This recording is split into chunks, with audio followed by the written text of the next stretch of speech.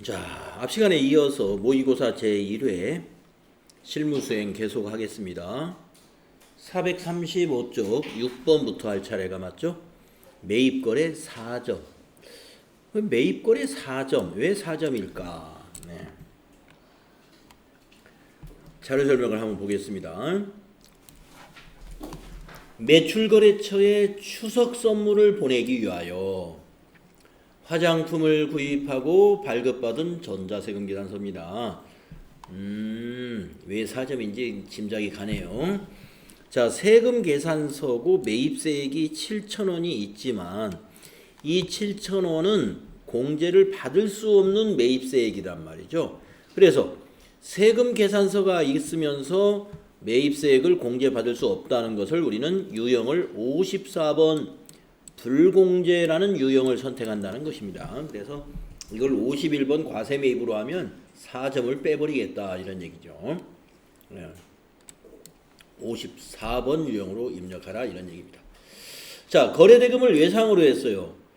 그러면 이게 만약에 우리가 지금 우리 회사가 저기란 말이죠. 이 통신장비를 도소매하는 기업인데 화장품을 외상 구입했다? 말이 안 되죠. 예. 우리가 통신장비 업체에서 이 화장품은 접대비로 쓸 거란 말이에요. 그래서 외상 분계하지 말고 이거는 3번 혼합 분계를 해야 됩니다. 매입 매출 자료를 입력하고 전자세금 계산서 거래는 전자 입력으로 입력할 것. 네, 한번 입력하죠. 9월 26일자. 9월 26일 54번 불공 유형 잘 선택하시고요. 불공 사유는 9번에 있는 접대비 관련 매입세액 선택을 해야 되고요. 품명에다가는 화장품이라고 그대로 써주시면 됩니다.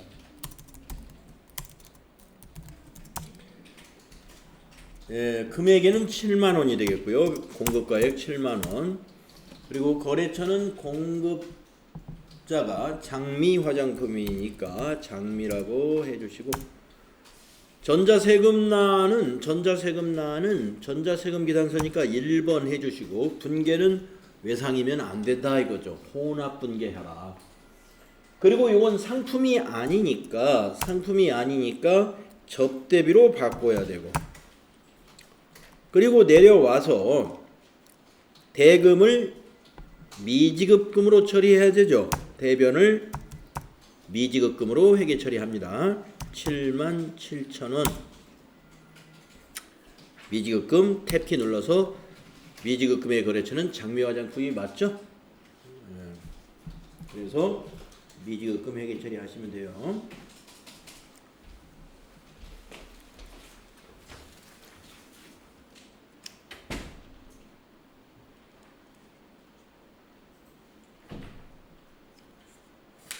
자, 다음 페이지 넘어가서 7번째 문제 보겠습니다.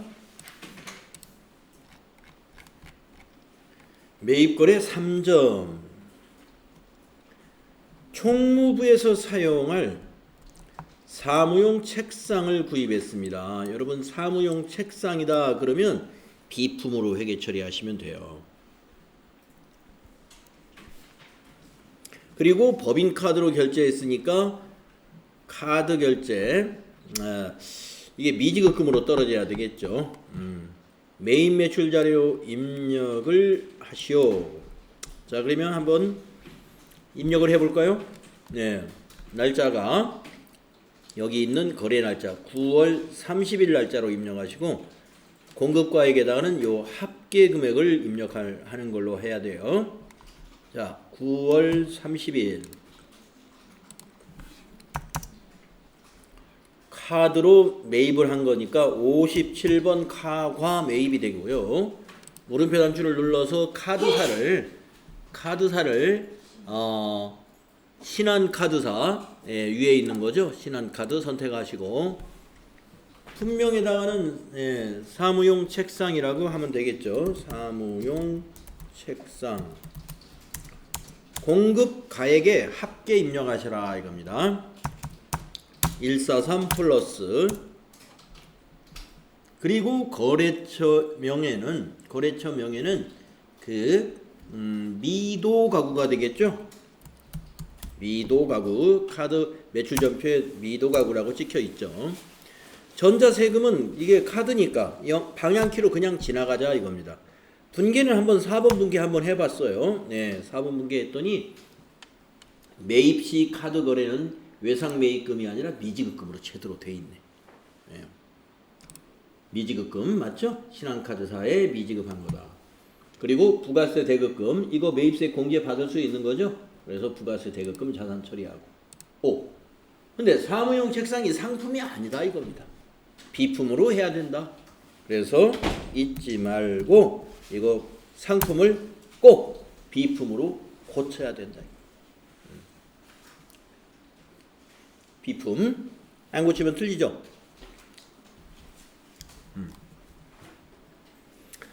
자, 그래서 이 문제는요, 카드 과세 매입으로 하고 57번 카과 매입으로 하면서 분계는 카드 분계 해주시면 된다는 거. 그리고 상품을 비품으로 고쳐서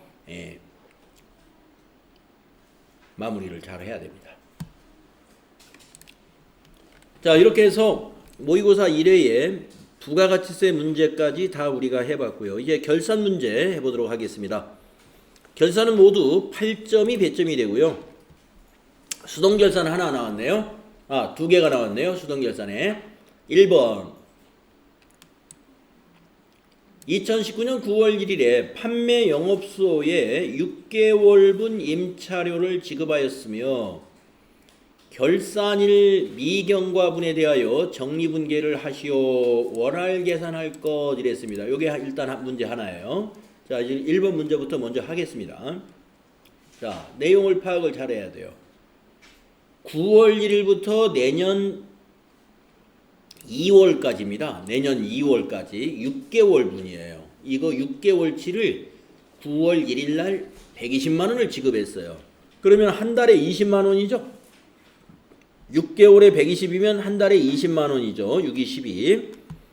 그래서 미경과 결산 현재 기간이 미경과한 거는 뒤에 있는 요 두 달이 기간이 요 두 달, 요 2월 요 두 달이 기간이 미경과한 거예요. 그러면 한 달에 20만 원이니까 2개월 곱하기 20만 원 하면은 40만 원이죠. 바로 40만 원을 우리가 수정분계 해줘야 됩니다. 자, 임차료에서 빼줘야 되죠. 그래서 임차료 대변에 적어야 돼요. 대변에. 그래서 이연을 시키기 위해서는 차변에는 선자가 들어가는 것이 들어가죠. 차변에는 이걸 우리가 선급 비용이라고 한다. 이거예요. 선급 비용. 그래서 차변에 선급 비용 40, 대변에 임차료 40.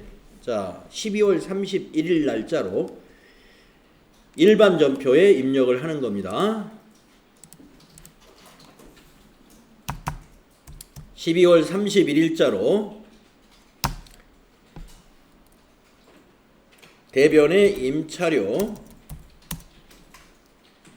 819번으로 해야죠. 임차료 40만원 비용 취소 두 달치를.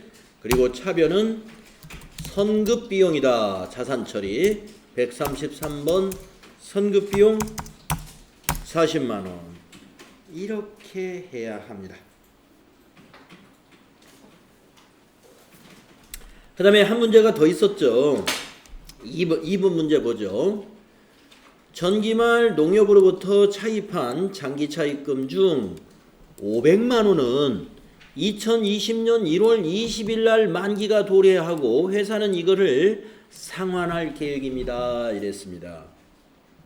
자, 2020년 1월 20일 날이면 앞으로 20일 후에 이걸 갚을 거라 이 말이죠. 그렇다면 이제 결산할 때 이걸 장기차입금으로 그대로 두면 안 되는 돈이다 이거죠. 이거는. 그러면 결산할 때 우리가 장기차입금은 차변에 기록해가지고 부채를 감소시켜주고 대변에다가 새로운 부채 개정 과목을 만들어주죠. 그걸 우리가 유동성 장기부채 이런 개정 과목으로 바꿔주는 거예요. 차변의 장기차입금 부채 감소, 대변의 유동성 장기부채 부채 증가. 그래서 유동성 장기부채는 유동부채이고 이건 유동부채이고 이 장기 차입금은 비유동 부채란 말이죠. 그래서 비유동 부채는 감소하고 유동 부채를 증가시켜주는 그러한 대체 분계를 해야 됩니다. 자, 근데 여기는 거래처도 넣어야 돼요. 차입금이니까. 농협이라는 거래처 양쪽에 다 넣어야 됩니다. 자, 여러분 입력할까요? 12월 31일자 차변에 장기 차입금 293 농협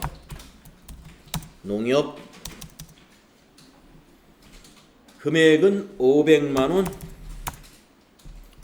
대변의 유동성 장기부채 농협 98010 농협 500만원 이러한 유동성 대체 분계를 해줘야 합니다.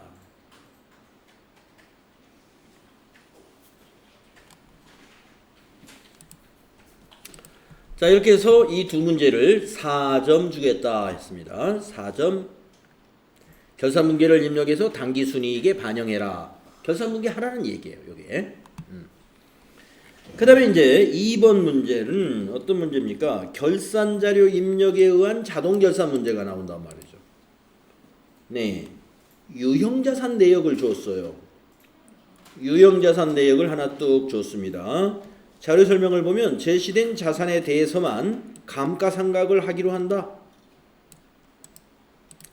차량 운반구 요것만 감가상각을 하기로 한다 이 말이에요. 고정자산 등록에 입력하여 유형자산에 대한 감가상각비를 계산하고 그것을 결산에 반영하라. 고정자산도 등록하고 그래서 감가상각비 계산을 해서 결산에 반영하라. 네, 3단계 작업이 필요합니다. 자, 첫 번째 단계가 고정자산 등록을 해야 돼요. 자, 그러면 고정자산 등록 메뉴에 가볼까요?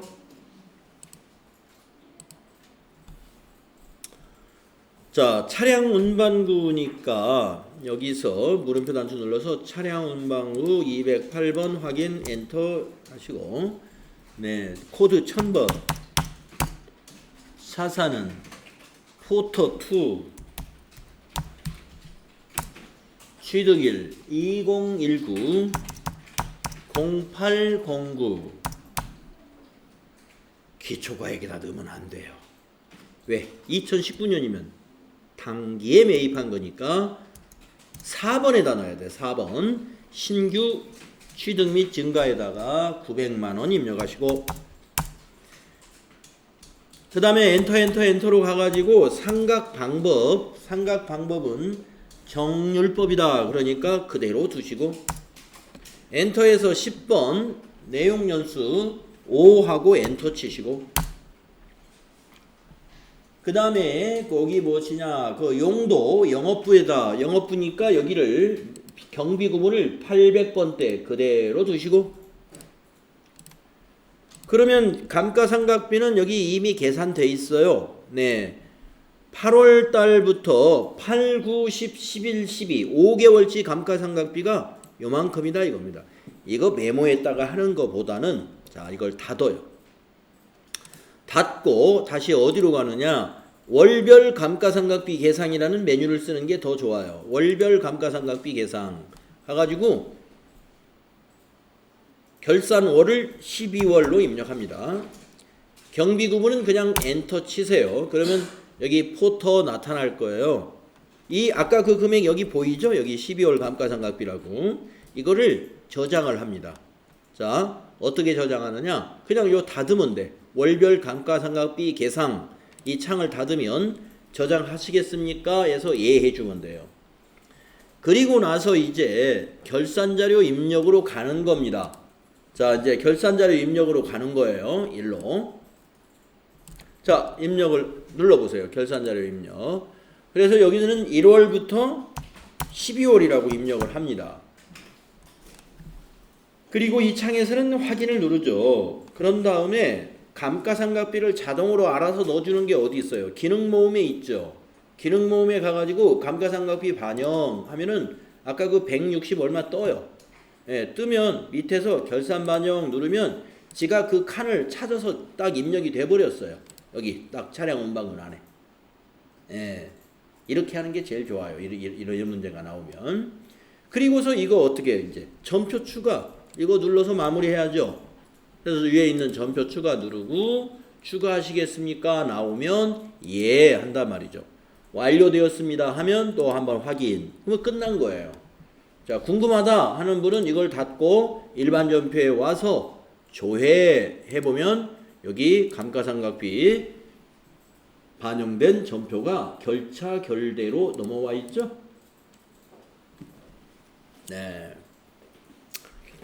이렇게 해서 결산 문제 8점을 얻게 됩니다. 그러면 이제 문제 5번은 뭐냐? 가장 쉬운 문제. 네. 실기에서 제일 쉬운 문제가 맨 뒤에 있어요. 그래서 제가 여러분에게 시험을 볼 때는 또 여러분 뭐라고 그랬습니까?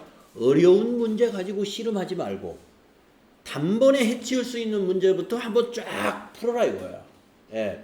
어려운 문제 가지고 시간 끄는 것은요, 시간 관리 정말 잘못하는 거예요. 예. 실력이 있는 사람도 그렇게 시험 보면 무조건 떨어집니다. 그래서 여러분 시험 볼 때는요, 단방에 풀 수 있는 거, 그걸 먼저 풀고 그 다음에 다시 처음으로 돌아와서 시간 좀 걸릴 수 있는 걸 나중에 풀으셔라 이거예요. 나중에. 예. 그래서 이거는 무조건 처음에 풀 수 있는 거예요. 자, 한번 볼까요? 우주산업의 입력 자료 및 회계 정보를 조회해서 답안 수록 메뉴에다가 해당 문제 답안을 입력하시오. 답안 수록 메뉴가 이제 시험용 버전에는 여기에 생긴다고 그랬죠? 이 자리에 답안 수록이라는 단추가 여기에 만들어져 있어요. 우리는 지금 교육용이라 없지만 시험 보는 날은 여기에 답안 수록이라는 단추가 있습니다. 그거 눌러서 마우스로 찍어주면 되는 거예요. 자, 1번 문제는 뭐냐? 2월 25일 현금 잔액은 얼마냐? 현금 출납장 조회하래요. 자, 그러면 현금 출납장을 무조건 조회하면 돼요. 자, 현금 출납장 여기 있죠? 해가지고 2월 25일을 입력하면 되는 거죠. 2월 25일부터 2월 25일 하루 것만 보더라도 우리가 알려고 하는 건요, 잔액을 알려고 하잖아요. 요거 요 잔액. 그래서 76826-900이 보기에 있다 이겁니다. 2번. 그럼 2번 눌러주면 돼요. 여기서 답안 수록 눌러서 2번이라고 딱 찍어주면 된다 이겁니다. 그 다음에 두 번째 문제는 세금계산서 합계표를 조회하라. 그러면 세금계산서 합계표 메뉴 어디 있는지만 알면 되는 거잖아요. 예, 뭐 우리가 부가가치세 실무하면서 세금계산서 합계표, 계산서 합계표, 뭐 부가가치세 신고서, 신용카드 매출전표 발행집계표, 신용카드 매출전표 등 수령금액 합계표, 매입세 불공제 내용 이거 뭐 들랑달랑 하면서 보았죠? 자, 세금계산서 합계표 누릅니다. 2019년 1기 부가가치세 애정신고기간 1기 애정이면 3달이죠. 1월부터 3월 이걸 1기 애정이라고 그래요. 1월부터 3월 에 전자세금계산서로 발생된 매출 건수와 금액. 전자세금계산서 하면 이거죠. 이거 발행이 우리 매출이에요. 그래서 건수는 몇 건이냐? 전자의 소개에 건수가 8건. 그리고 공급가액은 얼마냐? 요거. 공급가액은 요거. 그래서 8건에 58280 찾으면 되겠습니다. 1번은 아니에요. 이건 거래처가 7개 거래처라는 거니까 지금은 건수 물어보면 매수를 찾으면 돼요. 그래서 답 이것도 2번이 답이구나. 그러니까 아까 말씀드린 대로 이런 건 무조건 확신할 수 있는 답이잖아요. 예. 잘 모르는 거 여러분이 풀면 이거 맞을 수도 있고 틀릴 수도 있고 예. 거기에 시간 낭비할 필요가 뭐 있어요. 예. 확실하게 맞출 수 있는 것부터 먼저 찾아서 다 풀어라 이거. 예.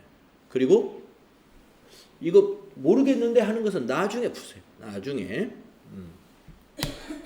자, 이렇게 해서 모의고사 1회 한번 여러분 쭉 보셨어요. 예, 이런 식으로 출제가 됩니다. 자, 그러면 2회, 모의고사는 2회까지만 풀겠습니다. 모의고사 2회 실무 이론평가 같이 한번 풀어볼게요. 1번 다음 설명 중 옳지 않은 것은 이랬어요. 1번 볼까요? 자본에는 자본금, 자본잉여금, 자본조정, 기타 포괄손익 누계액, 이익잉여금. 이거 다 외웠죠, 여러분? 맞아요, 1번.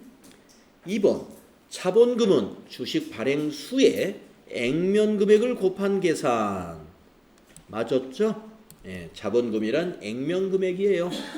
주식이 한 주면 한 주 곱하기 액면 금액, 주식이 100주면 100주 곱하기 액면 금액이 자본금이에요. 자기 주식, 주식 할인 발행 차금, 매도 가능 증권 평가 손익, 주식 선택권 감자차손 등은 자본 조정에 해당된다.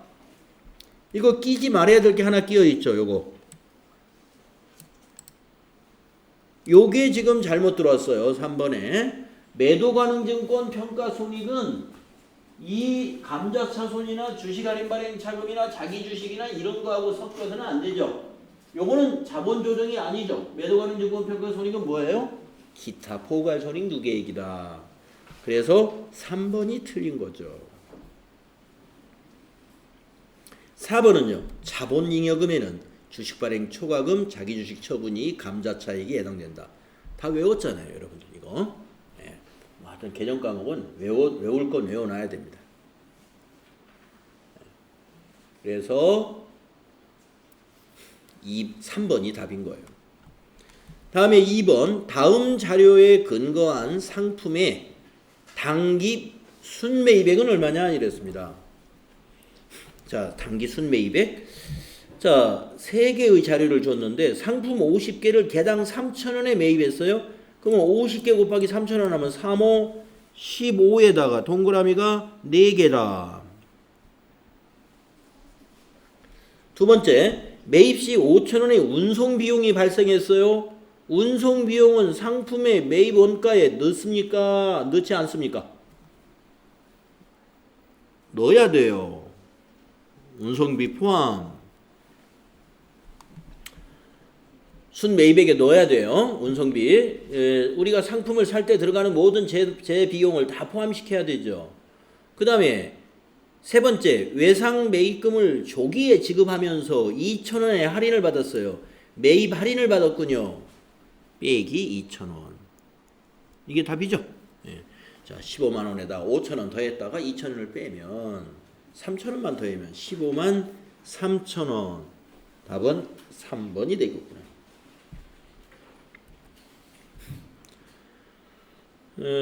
다음에 3번 문제 보겠습니다. 다음은 주식회사 한공의 재무상태표의 일부이다. 차량 운반구와 관련된 설명으로 옳지 않은 것은 이랬습니다. 단 차량 운반구는 2018년 7월 1일에 취득했으며 그 이후에 취득하거나 처분한 자산은 없다. 자, 이 차량 운반구가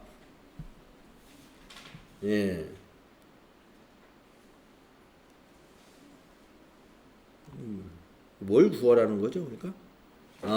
뭘 구하라는 게 아니라 이렇게 있는데 요 설명이 옳지 않은 걸 그냥 찾으라 이거예요. 옳지 않은 거. 뭐 옳지 않은 거면 이거 1번부터 봐야 되겠습니다. 차량 운반구 취득 원가는 300만 원이다. 그러네. 여기 이게 7월 1일 날 취득했으니까 전기에 여기 기록된 거 이게 취득 원가잖아요. 그렇죠? 1번은 맞았습니다. 2번 전기 차량 운반구 감가상각비는 30만 원이다. 여기 그러네. 전기에 사가지고 여기 전기의 감루가 30만 원으로 돼 있잖아요. 그러면 전기에 30만 원을 감가상각했다는 거잖아요. 2번도 맞았고 요걸로 확인할 수 있으니까. 그럼 3번 단기 차량 운반구의 감가상각비는 60만 원이다. 그러네요. 이게 보니까 2019년 12월 31일 현재의 재무상태표란 말이죠. 그때 감루가 90만 원이 돼 있어요. 그러면 전기에 30만 원이었다가 단기 말에 90만 원이 됐으니까 단기에 60만 원이 감가상각비가 추가되었다는 얘기잖아요. 그래서 3번도 맞죠? 30만 원과 90만 원의 차이. 4번 단기말 차량 운반구의 장부 금액은 240이다. 여러분 장부 금액이라는 건 뭐죠? 취득 금액에서 감가상각 누계액을 빼주는 것을 장부 금액이라고 그러죠. 그러면 300에서 90을 빼면 210이죠. 이거 틀렸다 이겁니다. 장부 금액은 240이 아니라 210만 원입니다. 단기말 차량 운반구의 장부 금액은 300에서 90만 원을 빼면 210이다. 그래서 답은 4번. 장부 금액이 어떻게 오는지 아시죠? 취득 금액 마이너스 감가상각 누계액이다.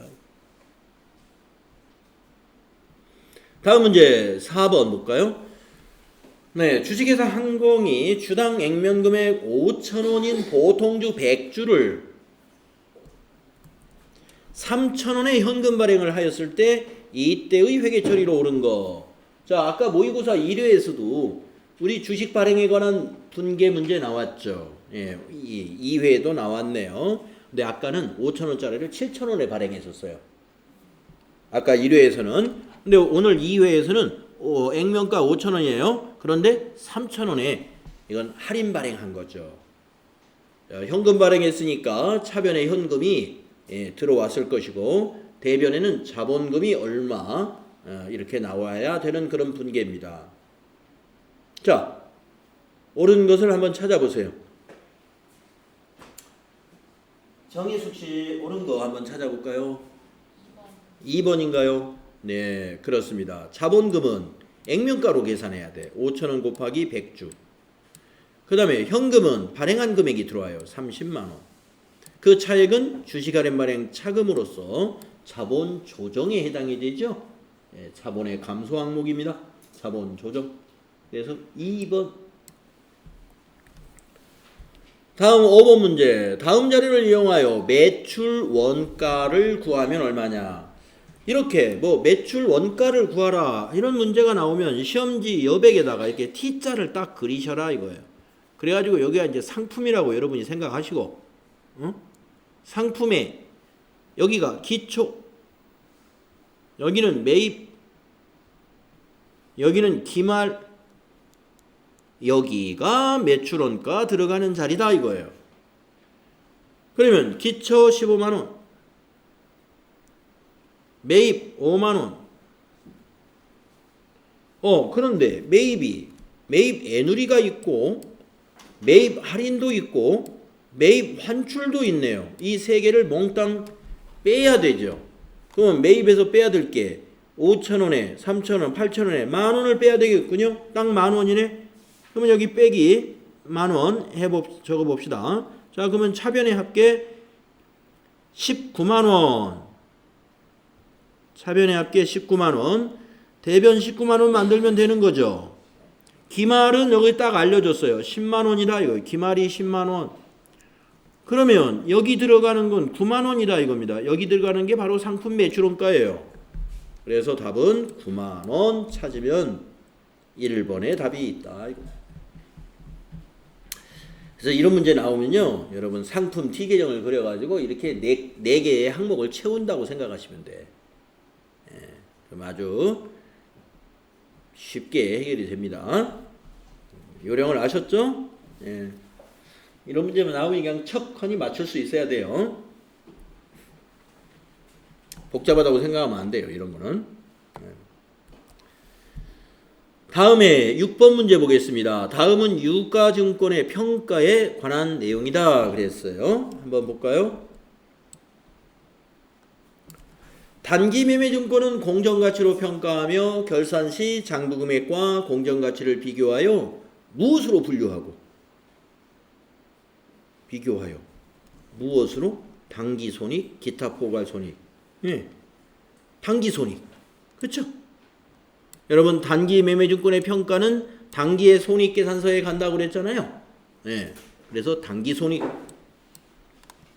당기손익 분류하고 매도 가능 증권 중 공정가치가 존재하는 경우 공정가치로 평가하여 결산 시 잔고금액과 공정가치를 비교하여 무엇으로 분류하느냐? 자본이죠. 자본. 자본 중에 기타 포괄손익 누계액이다. 예. 뭐 이 정도 문제 지금까지 여러분이 수업을 충실히 들었다면 이 정도 문제는 그냥 1번 척하니 답이 나온다. 그 다음에 7번 다음 내용과 관련된 설명으로 옳지 않은 것은 이랬어요. 이게 무슨 설명인가요? 2019년 10월 1일 날 보험료 40만 원을 현금으로 지급하고 지급 시 비용으로 처리하였다. 이 보험 계약의 기간은 1년이다. 내년 9월까지다. 이 말이에요. 내년 9월까지 보험료를 40만 원을 10월 1일 날 납부했다. 이 말이에요. 그리고 비용 처리했다. 이거 비용. 보험료로. 자, 그러면 1번 보겠습니다. 옳지 않은 거 찾는 거죠. 1번. 2019년 손익계산서에 표시된 보험료 비용은 10만 원이어야 된다. 한번 따져볼까요? 이게 지금 1년치가 40만 원이면 한 달에 말이죠. 어떻게 됩니까? 한 달치 보험료 한번 계산해 보세요. 이지연 씨.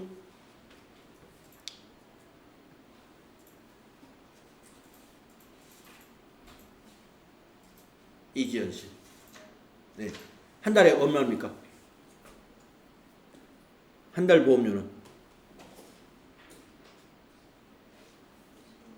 응? 40만 원을 12로 나누면 되잖아요. 계산해 보세요. 12로 나누니까 막 소수가 나와. 그렇죠?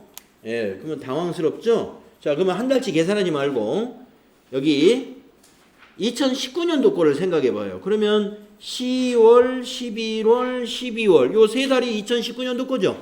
그러면 세 달치 계산은 어떻게 해요? 40만 원 곱하기 세 달 나누기 12 하면 이게 세 달치예요. 예, 세 달치는 정수가 나올 것 같아. 자, 40만 원 곱하기 세 달 나누기 12달. 네, 딱 10만 원 나오네. 그래서 2019년 손익계산서에 표시될 보험료는 10만 원이 맞아요. 2번 2019년 기말 재무상태표에 표시되는 선급비용이 30만 원이다. 자, 그렇죠. 요 40만 원 중에서 10만 원은 단기의 비용이니까 30만 원은 선급비용이 돼야 되겠죠? 맞다. 3번 2019년 12월 31일 결산 수정분기는 차변의 보험료, 대변의 선급비용 뒤바뀌었어요. 차대변이 뒤바뀌었어. 선급비용 자산 증가시켜야 되니까 차변이고 보험료 취소시켜야 되니까 대변이죠. 그래서 여기서 옳지 않은 것은 3번이 차대변이 바뀌어버렸어요. 4번은 결산수정분기의 누락시 재무제표에 미치는 영향은 자산의 과소계상, 비용의 과대계상이다. 그렇죠. 이거 빼먹으면 보험료 취소 안 했으니까 단기의 비용이 과대가 될 것이고 자산을 빼먹었으니까 자산은 과소가 되겠죠. 그래서 4번도 맞아요. 다음 문제로 넘어가 볼까요? 8번. 다음 전표를 보고 분계할 때 차변의 계정 과목으로 옳은 것은 차변의 계정 과목으로 옳은 것은 입금전표래. 입금전표. 입금전표는 차변이 뭐예요? 입금전표는 차변이 현금이죠. 우리가 차변이 현금인 전표를 입금전표라고 그래요. 거래금액 전부가 차변이 현금인 전표가 입금. 그러니까 답은 현금. 예. 만약에 출금전표다. 그러면 대변이 현금인 거래가 출금전표. 그래서 이건 8번은 정말로 쉬운 문제. 이렇게 쉬운 문제도 냅니다. 그냥 뭐 복잡한 문제만 나오는 게 아니라요. 아주 쉬운 문제도 내고 있어요. 다음에 9번 문제. 재무회계 개념에 따르면 회계정보가 갖추어야 할 주요 질적 특성은 목적 적합성과 신뢰성이라고 하는데 다음 중 신뢰성과 가장 관련이 높은 것, 신뢰성의 세 가지를 우리는 표검 중 기억나시나요? 신뢰성과 관련 있는 하위 질적 특성, 표검 중 생각나세요? 표검 중. 표현의 충실성, 검증 가능성, 중립성. 그래서 관련이 높은 건 1번입니다. 이건 뭐 암기 문제예요. 이런 건. 예. 신뢰성을 높이려면 표현의 충실성, 검증 가능성, 예. 중립성이었어요. 예피적, 예측가치, 피드백가치, 적시성. 요 세 개는 목적 적합성의 하위 항목이죠. 목적 적합성의 하위 항목이 예측가치, 피드백가치, 적시성이었습니다. 그래서 예피적이라고 한번 외워둡시다. 그때 그랬죠. 다음 10번.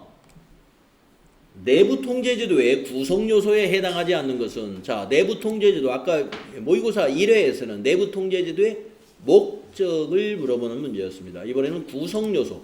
내부 통제제도 구성 요소는 5가지가 있어요. 5가지. 네, 통제 활동 있었을까요? 있었죠. 정보 및 의사소통 있었을까요? 있었습니다. 외부 공표 재무제표의 작성이다. 이게 좀 어색하지 않아요, 이거? 네. 내부 통제 제도인데 왜 외부가 나와? 외부. 그래서 3번 이런 건 없어요. 내부 통제 제도 구성 요소 5가지에 이건 포함되지 않습니다. 네, 통제 환경 나왔었어요. 통제 환경. 그러면 이왕에 한번 2가지를 더 써볼까요? 내부 통제제도의 구성 요소는 여기 1번, 2번, 4번에 있는 요 3가지에다가 여기 없는 거 2가지가 있는데 모니터링이라는 게 있고 또 하나 뭐가 있죠? 위험 평가였나? 통제활동, 통제환경, 정보 및 의사소통, 모니터링. 하나는 뭐였어요? 위험평가 맞아요. 이렇게 5가지가 내부 통제제도의 구성 요소에 해당이 돼요. 네. 그래서 뭐 이제 요 5가지 달달달 외울 수는 없겠으나 우리가 시험을 볼 때까지는 요 단어가 이런 거 있었어, 이런 거 있었어가 떠올라야 돼요. 그래서 아닌 걸 찾아라. 그러면 이런 거 좀 이상한데? 네, 그게 답입니다. 다음에 11번부터는 이제 부가가치 세법이죠. 자, 부가가치 세법상 재화의 공급 시기에 관한 설명으로 틀린 것은 이랬어요. 자, 여러분 일단 뭐 재화의 공급 시기 하면 기본이 뭐예요? 기본. 인도하는 것이 기본입니다. 인도하는 때가 그게 재화의 공급 시기예요. 기본은. 자, 1번. 그런데 중간 지급 조건부래요. 중간 지급 조건부. 이것은 장기 할부 판매하고 성격이 같아요. 중간 지급 조건부로 재화를 공급하는 경우 대가의 각 부분을 받기로 한 때가 공급 시기예요. 오케이. 이거 맞아요. 각 부분. 대가의 각 부분을 받기로 한 때. 다음에 2번. 무인 판매기. 이거 기억나시죠? 네, 무인 판매기의 공급 시기는요. 현금을 꺼내는 때. 맞아요. 현금을 꺼내는 때. 그 다음 3번. 폐업 전에 공급한 재화의 공급 시기가 폐업일 이후에 도래하는 경우에는 재화를 인도하는 때다. 이거 틀렸어요. 폐업과 관련된 거는 무조건 폐업과 관련된 거는 폐업일이 공급 시기예요. 폐업일. 그래서 3번은 이 경우는 인도하는 때가 아니라 폐업일이 공급 시기가 됩니다. 4번. 내국 물품을 외국에 반출하는 수출의 경우에 수출 재화의 선적일이다. 예, 맞았어요. 선적일. 예, 수출 재화는 선적일, 기적일이 공급 시기가 됩니다. 자, 3번. 여러분, 폐업과 관련된 공급 시기는 폐업한 날이 공급 시기예요. 다음에 12번. 세금 계산서를 발급할 수 있는 경우는 목욕탕 발급 안 되죠.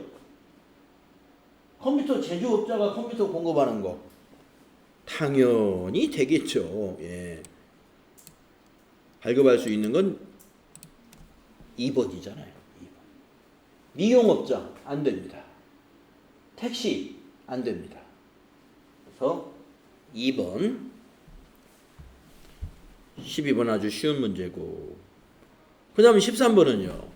부가가치세법상 매입세액을 공제받을 수 있는 것, 공제받을 수 있는 것.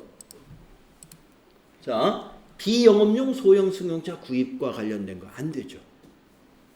토지 관련된 매입세액 안 되죠. 접대비 안 되죠. 오피스텔 취득에 관련된 매입세 공제받죠. 예. 건물이잖아요. 오피스텔 업무용 건물. 그래서 건물 취득과 관련된 매입세액은 공제됩니다. 토지 관련 매입세액은 안 되고. 그래서 4번이 답이 된다. 다음 14번. 부가가치세법상 과세 거래에 해당하는 것은 이랬어요. 과세. 자, 사업의 포괄적 양도는 부가가치세가 아니라고 그랬죠? 공급으로 보지 않죠? 사업의 포괄적 양도는 특허권에 대여. 특허권을 대여하는 것은 부가가치세 과세되죠? 예, 용역의 공급이에요, 이거. 용역의 공급. 과세합니다. 그러면, 알죠 봐. 해당하는 거, 과세에 해당하는 거, 2번이 답이네요. 그러면 3번 볼까요? 판매 장려금의 수령이다. 판매 장려금을 수령? 받았다? 뭐 이거는 판매 장려금이라는 것은 공급가액에서 공제하지 마라 그랬잖아요. 예, 뭐 그런 거니까 이거는 뭐 과세하고 상관없는.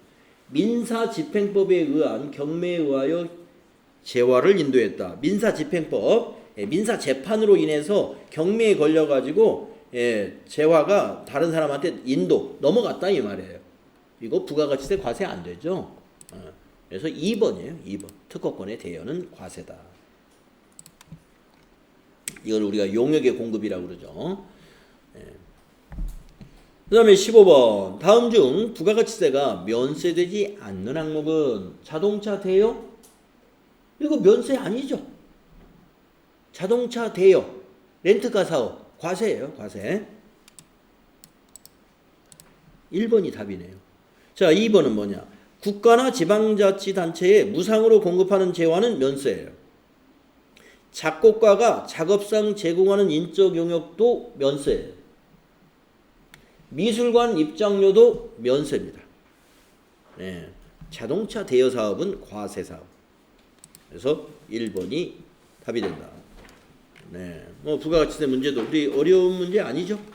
그래서 여러분 이런 문제 15개 중에서 자기가 어떤 기출 문제든 모의고사든 딱 찍어서 풀었을 때 한 10개 이상 맞춘다. 10개 정도 맞춘다 그러면 합격할 확률이 매우 높다. 그런 정도로 이론 실력을 좀 갖춰야 이런 얘기입니다.